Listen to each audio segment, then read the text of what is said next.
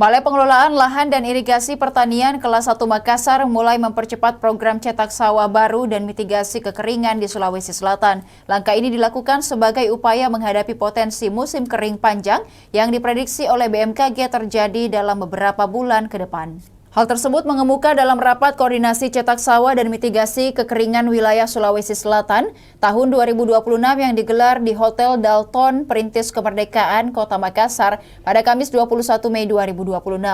Dalam rapat itu terlihat sejumlah kepala daerah turut hadir seperti Bupati Sidrap, Syahrudin Alrif, dan Bupati Luwu Utara Andi Abdullah Rahim. Kepala BPLIP Kelas 1 Makassar, Rustan Masinai, mengatakan program cetak sawah di Sulawesi Selatan saat ini mulai berjalan melalui sistem tender dan e-katalog. Ia mengaku terdapat 29 paket pekerjaan cetak sawah yang tersebar di Sulawesi Selatan dan Sulawesi Tengah.